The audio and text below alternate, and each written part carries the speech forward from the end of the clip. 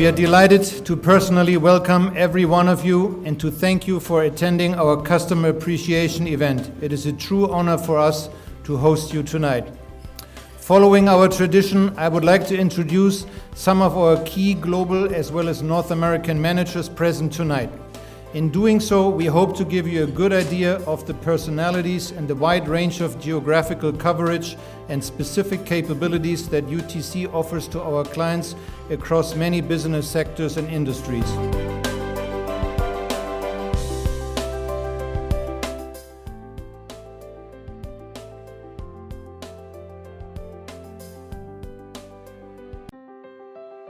At the financial stress that the container shipping industry finds itself in, at the end of my talk, I'm going to hand it over to Royal Woggenburg, who will talk about their specialist section in the carrier market.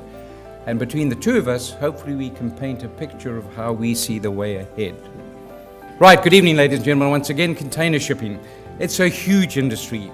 Some 60% of global trade by volume and value moves on container ships. There's something like 6,000 ships currently deployed with a capacity to carry 21 million TEUs. TEUs being the measure by which container ships measure capacity. In the last 12 months alone, we've added another 4% of capacity, a full 719,000 TEU. There are 183 new ships on order, which will add in the next 18 months 2.2 million TEUs of additional capacity. Now, I think looking at that, we would be quite comfortable in saying this is a healthy industry. But of course, we know different. In the last couple of years, growth in volumes has tanked. In the last 2 years, we've averaged something like 2 to 3%, and the forecast is very much similar for the next 4 or 5 years. Carriers have simply added too much capacity. 20% of vessels are already currently lying idle. Global shipping will lose $15 billion this year. Maersk Line in their Q2 results, which were just announced, alluded to a $212 million loss in the quarter. COSCO Shipping announced a $500 million loss in the quarter. And of course, the banks who support the industry and the chartering companies that provide the vessels, they too have suddenly got cold feet and have withdrawn funding for vessels. And every week now in the media, you see reports of banks that have toxic shipping portfolios. Wagenborg was founded in 1898, 100% family-owned. Became royal in 1998.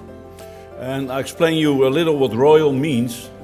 If your company is over 100 years old, you're financially stable, you have not done any criminal things, which could happen, and you have over 100 staff members, you can apply to the Queen, or at the moment it's the King we have, and you can apply to be royal, which we got in 1998. To give you an example, KLM, the K stands for Royal. With the merger with Air France, it might be a danger that KLM will lose the K, because it's not a fully owned Dutch company anymore. And so that is what can happen.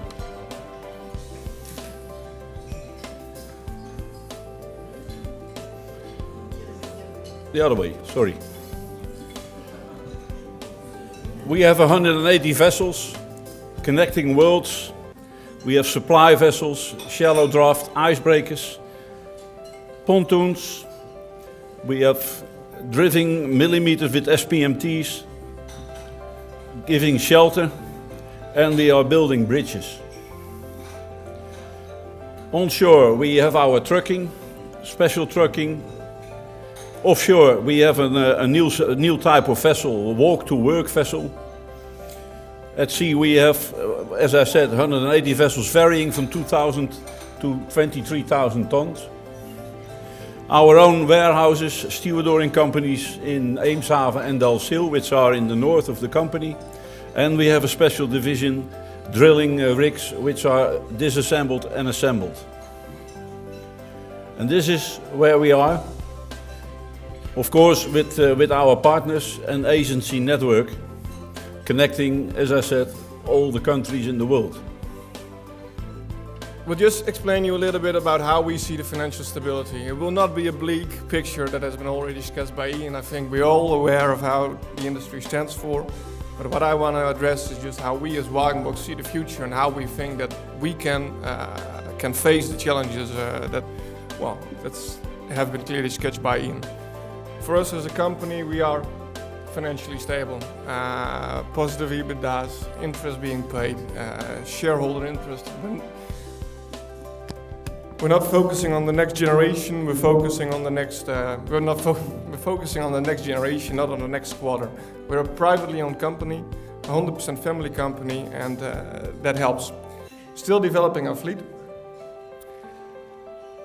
But how do we do that? Our focus is we need to keep investing. Don't stand still. Keep investing in relations, like here today, our relationship with partnerships with UTC.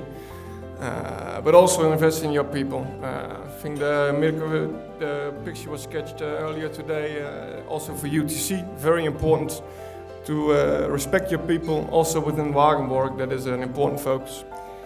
And invest in the future. Keep on moving. Don't stand still.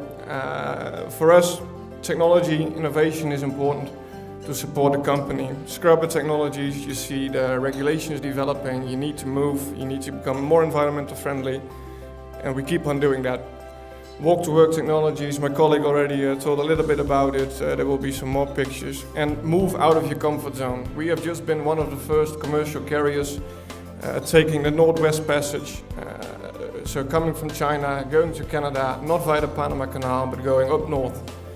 Can only be done a few months during the year, but still it is it saves a lot of time, therewith becoming cost efficient. Some of you have traveled very far, and I thank you for that, and I want to say a special thanks for our partners in Holland, and to his other name, to Cornelis, which is the name that not many people know. We have been friends for maybe too long, so I will not show our age for that. Again, the main purpose of our evening tonight is you, our customers. We want to thank you all for attending. Those who are not customers yet, I think you do yourself a disfavor by not becoming a customer. Please enjoy the rest of the evening. Thank you.